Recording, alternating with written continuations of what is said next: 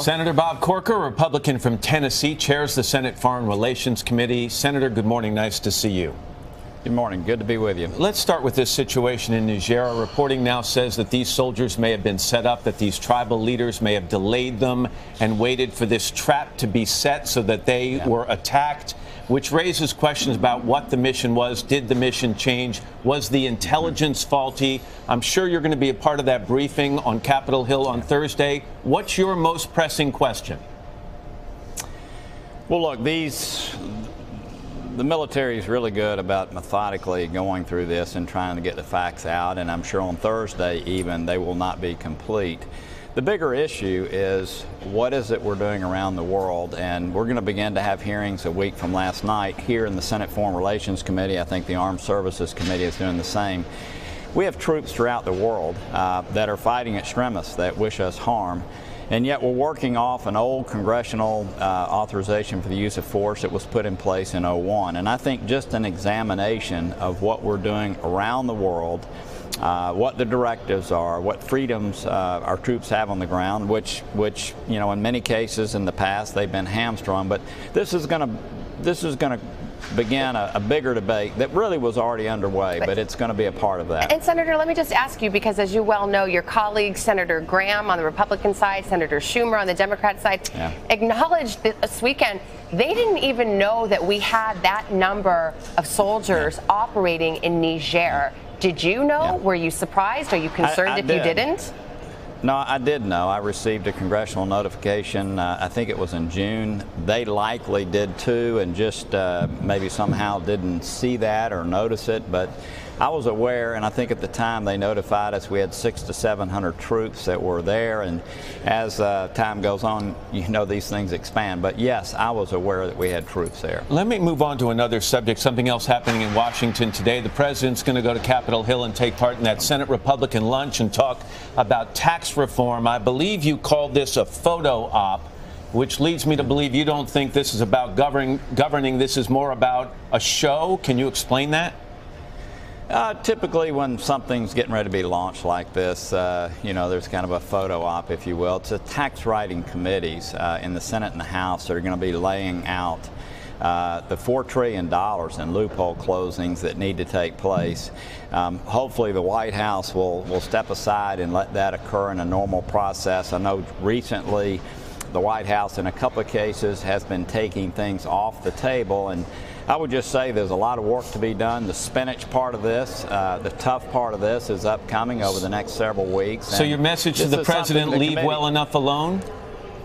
I would recommend that based on recent history and just interactions. And I think that that's the best way for us to have a success. But I think it's fine for him to come over. I do look at these things as more of a, you know, photo op. They're not really about substance, but, you know, more power to him. Senator, you of course know that you've been in the news a bit for your criticism of the president. You have announced that you are not running for re-election.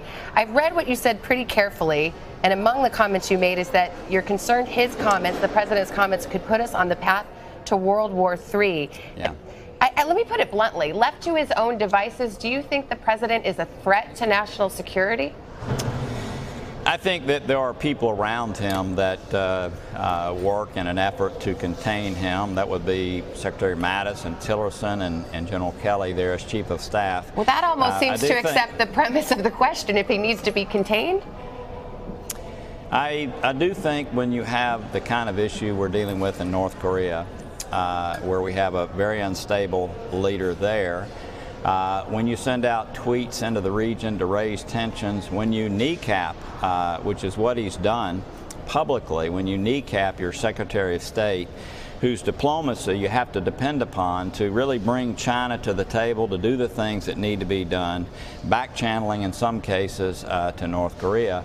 When you kneecap that effort, you really move our country into a binary choice, which could lead to a world war. So, yes, I want him to support diplomatic efforts, not embarrass and really malign efforts that are underway to try to get some kind of diplomatic solution here. And I think most people would agree with that. Were you disappointed, Senator? I mean, it seemed to me when you made these comments recently, you were saying to your colleagues, come on, folks, let's go. I'll get out here.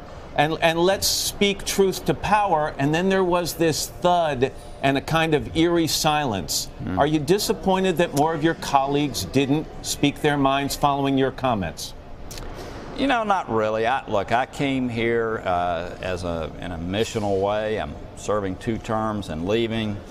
I've always been an independent voice. I was raised, I built a company and a rough and tumble business. It's just my nature to be direct and very independent. I think that's what people from Tennessee sent me to do.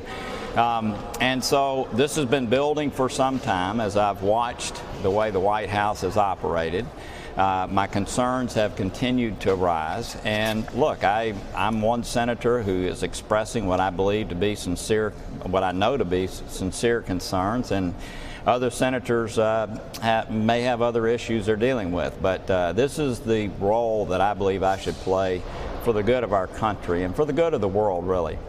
Senator Bob Corker. Senator, we appreciate your time this morning. Thank you very much. Thank you, sir. Hello, Today fans. Thanks for checking out our YouTube channel. Subscribe by clicking that button down there and click on any of the videos over here to watch the latest interviews, show highlights, and digital exclusives.